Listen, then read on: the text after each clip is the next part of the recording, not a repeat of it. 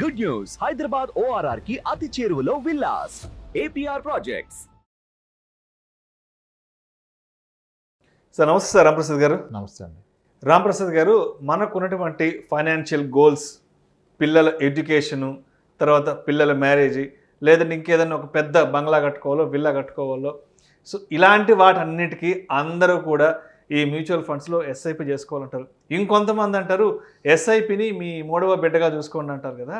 So ఉన్న డబ్బంతా తీసుకెళ్ళి ఈ మ్యూచువల్ ఫండ్స్లో ఎస్ఐపిలు కట్టుకుంటా పోతే ఎంతవరకు సేఫ్టీ సెక్యూరిటీ ఉంటుంటారు? అంటే ఏదో ఒక రోజు ఏ ప్రపంచ యుద్ధాలు, లేదంటే ఇంకేదైనా రకరకాల దిక్కుమాలిన రోగాలు, లేదంటే ఇతర ప్రకృతి వైపరీత్యాలు వచ్చి పడితే మరి ఉన్న డబ్బంతా తీసుకెళ్ళి ఎస్ఐపిలో పెడితే ఆ రోజు పరిస్థితి ఏంటంటారు? మన డబ్బుకి ఎవరు సేఫ్టీ సెక్యూరిటీ ఇస్తారు? పర్ఫెక్ట్ సార్, చాలా కక్షగా అడిగారు మీరు నన్ను ఈ ప్రశ్న. సరే, ఇప్పుడు మీరు అడిగిన ప్రశ్నలో సమాధానం ఉంది. ఉన్నదంతా అన్నారు కదా, ఉన్నదంతా ఎస్ఐపిలో ఎవరో పెట్టట్లే.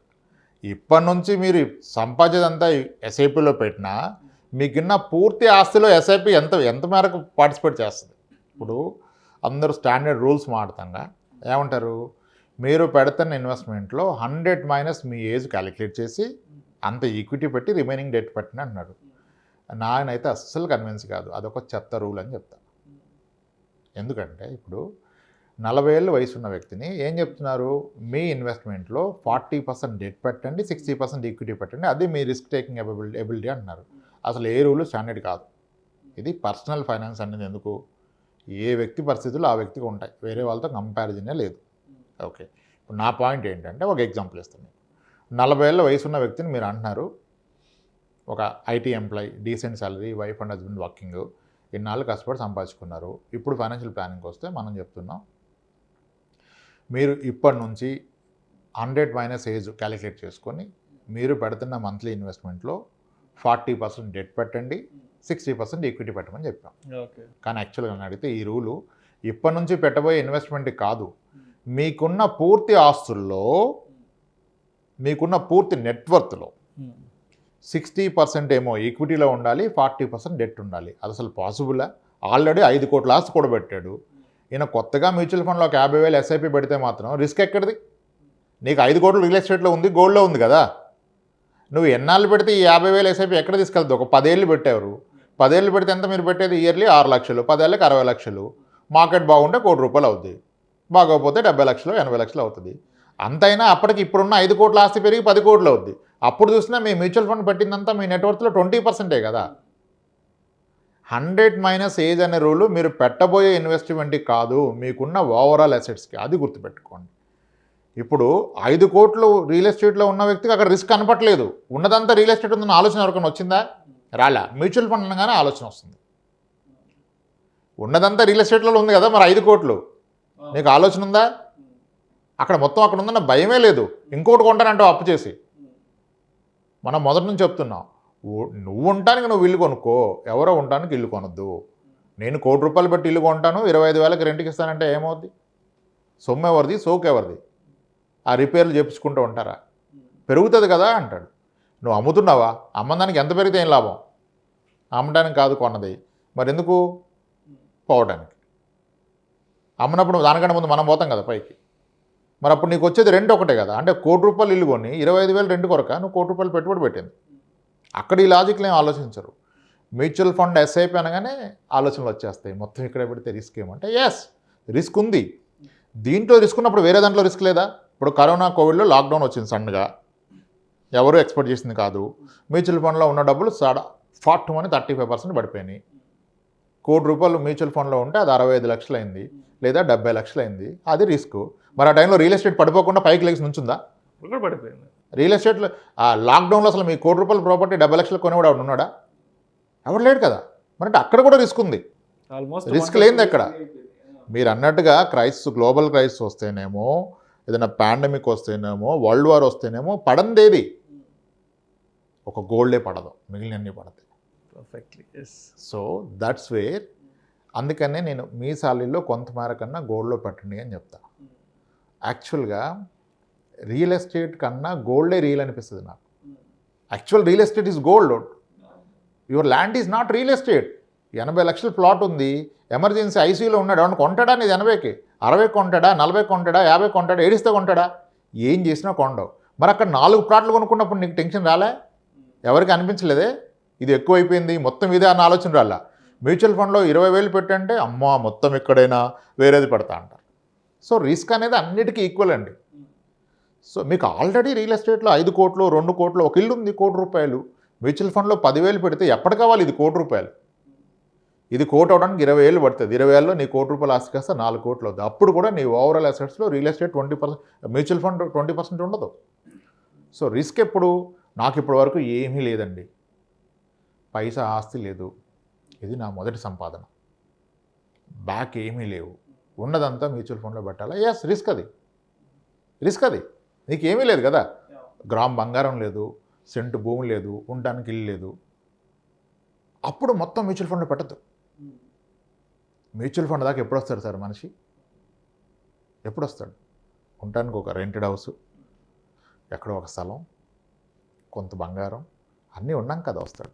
సేమ్ పూర్తిగా ఇక్కడ పెట్టే ప్రసక్తే లేదండి. కానీ ఆలోచన విధానం రాంగు. మిమ్మల్ని మొత్తం పెట్టమని చెప్పట్లా, ఈయన పెట్టినా మొత్తం పెట్టినట్టు కాదు. నీకున్న మొత్తం ఆస్తిలో, నికర ఆస్తిలో మ్యూచువల్ ఫండ్కి మీరు కేటాయిస్తున్న వెయిట్ అంతా. ఇప్పుడు 40 ఏళ్ళ వ్యక్తి ఇప్పుడు వస్తున్న జీతం అంతా పెట్టినా, నెక్స్ట్ 10 ఏళ్ళు పెట్టినా ఇతనుకున్న పూర్తి ఆస్తిలో సగానికి ఇది ఎప్పటికీ అవ్వదు. సో ఎందుకు పెడతారు మ్యూచువల్ ఫండ్స్లో అంటే దీంట్లో వచ్చే రిటర్న్స్, దీనికి ఉన్న లిక్విడిటీ. ఇప్పుడు ఎమర్జెన్సీ వస్తే ఫట్టుమని ఎక్కడ వస్తాయి డబ్బులు? ₹1,00,00,000 ఇల్లు ఉంది అనుకోండి, ₹1,00,00,000 హౌస్ ఉంది సార్ అతనికి, 10 ఏళ్ల క్రితం కొన్నాడు, అది పెరిగి 2 కోట్లు అయింది సార్, ఇప్పుడు ఖచ్చితంగా అవుతుంది 2 కోట్లు అయింది, గ్రేట్. ఈరోజు జాబ్ పోయింది, నెక్స్ట్ మంత్ నాకు లోన్ కావాలంటే ఇస్తాడా? ప్రాపర్టీ మీద ఇన్కమ్ లేకపోతే మీకు ప్రాపర్టీ మీద లోన్ రాదు. పోనీ అమ్ముకొని తిందామంటే 6 నెలలు సంవత్సరం పట్టదు దాన్ని అమ్ముకోనికి. ఈ 6 నెలల్లో మళ్ళీ జాబ్ వస్తుంది. ఈ 6 నెలలే ఇబ్బంది, 6 నెలలు పోతే ఇబ్బంది తీరిపోద్ది. ఈ ఇబ్బంది ఉన్న టైంలో దాన్ని పూర్తిగా అమ్మటం అవ్వదు. దాంట్లో పార్షియల్గా ఒక బాత్రూమ్ ఎవరికి అమ్మలేం, అమ్మితే ఇల్లు అమ్మాలి, అది సులువు కాదు, పార్షియల్గా అమ్మలేం. అదే మ్యూచువల్ ఫండ్ అయితే పార్షియల్గా అమ్మొచ్చు కదా, పడేది పడుతుంది, కానీ ఎంత కావాలంటే అంత అమ్ముకోవచ్చు, ఆ రోజుకి నీకు డబ్బులు దొరుకుతాయి. సో ఆ వెసులుబాటు ఉంది కాబట్టి మ్యూచువల్ ఫండ్ అంత పుష్ చేస్తున్నారు. ఎందుకంటే ఇట్ హ్యాస్ లిక్విడిటీ. దేనికి అంత లిక్విడ్ లేదు. Gold and mutual fund, these two have real value. అంటే పెరిగితే పెరిగింది, తగ్గితే తగ్గింది, కానీ ఉన్న వాల్యూకి అయితే అమ్ముకోవచ్చు. ల్యాండ్ ఇల్లు అమ్మలేం. నాకు అత్యవసరం వస్తే నా ₹1,00,00,000 ప్రాపర్టీ మీద నాకు లోన్ రాదు, నా సిబిల్ లేకపోతే రాదు, నాకు ఇన్కమ్ లేకపోతే రాదు. బట్ నా మ్యూచువల్ ఫండ్ మీద లోన్ వస్తుంది, ఇన్స్టాంట్గా లోన్ తీసుకోవచ్చు. మ్యూచువల్ ఫండ్ అవర్స్లో ప్రాసెస్ అయిపోతుంది లోన్ ఈరోజు.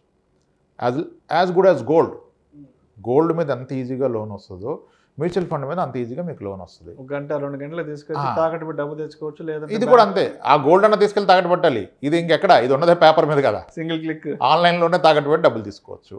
మీకు ఎంత మేరకు అవసరం ఉంటే అంత మేరకు తీసుకోవచ్చు. మరి ఈ వెసులుబాటు లేదు కదా. అన్నీ విశ్లేషణ చేశాకే, అది కూడా మ్యూచువల్ ఫండ్స్ ఏమి ఇప్పుడు నెక్స్ట్ ఇయర్ ఇల్లో పెళ్ళో ఉంటే ఎవరు పెట్టమని చెప్పట్లా. మీకు ఒక 4 ఏళ్ళు 5 ఏళ్ళు 8 ఏళ్ళ తర్వాత అవసరం ఉంటే మ్యూచువల్ ఫండ్లో పెట్టండి అని చెప్తున్నాం. ఎందుకంటే మనం ఇప్పుడు ఐడెంటిఫై చేసిన గోల్స్ ఎలా ఉంటాయి? మా పాప 5th class sir, higher education కావాలి అంటే ఇంకొక 7-8 ఇయర్స్ తర్వాత కదా మ్యూచువల్ ఫండ్స్ కరెక్ట్. 1-2 ఇయర్స్కి wrong equity mutual funds. Sir మా పాప మ్యారేజ్ కూడా కావాలి సార్, ఇంకొక 20 ఏళ్ళలో పెళ్లి చేస్తాను సార్, ఇప్పుడు 5-6 ఏళ్ళు ఉన్నాయంటే మ్యూచువల్ ఫండ్ కరెక్ట్. నాకు 40 ఏళ్ళు సార్, 20 ఏళ్ళ తర్వాత రిటైర్మెంట్ అవుతానంటే మ్యూచువల్ ఫండ్ కరెక్ట్. నాకు 2-3 ఏళ్ళలో ఉన్న ఏ అవసరానికి కూడా మ్యూచువల్ ఫండ్ కరెక్ట్ కాదు. 8 ఏళ్ళ తర్వాత ఉన్నదానికి మ్యూచువల్ ఫండ్ కరెక్ట్. మరి అవసరాలన్నీ 8 ఏళ్ళ తర్వాత ఉన్నాయి కాబట్టి మ్యూచువల్ ఫండ్ చెప్తున్నారు.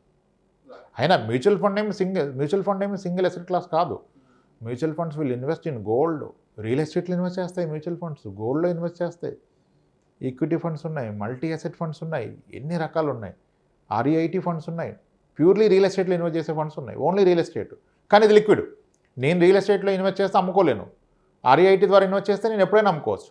దానికంటే ఒక రేట్ ఉంది, ట్రేడ్ అవుతుంది కదా, అమ్ముకోవచ్చు. అంతేకాని ఎస్ మ్యూచువల్ ఫండ్లో మొత్తం డబ్బులు పెట్టడం కరెక్టా అంటే, మొత్తం అంటే దేంట్లో మొత్తం చెప్తున్నారు మీరు? నెలవారీ పెట్టే దాంట్లో మొత్తం పెట్టడం తప్పు కాదు. మీకున్న ఆస్తి మొత్తంలో మీరు మ్యూచువల్ ఫండ్ కేటాయిస్తున్న వెయిటేజ్ అంతా, దాన్ని బట్టి నిర్ణయం తీసుకోండి. ఇది ఒక్కటే liquid asset, this is the only liquid asset. Real asset ఉంది అంటే I say gold and mutual funds are real, real estate is not real. ఈరోజు నాకు అవసరం వస్తే నేను సెలవు పెట్టి నా సైట్ దగ్గర అరిస్తే ఉండొచ్చు, కొంటాడా? అనౌన్స్ చేస్తే కొంటాడా? కొన్నంత సులువు కాదు రియల్ ఎస్టేట్ అమ్మటం. మ్యూచువల్ ఫండ్ కొనటం కష్టం, అమ్మటం చాలా సులువు. రెండు ఈజీనే, ఏది ఈజీ పెట్టుకోండి. Thank you sir, thank you so much. Thanks అండి.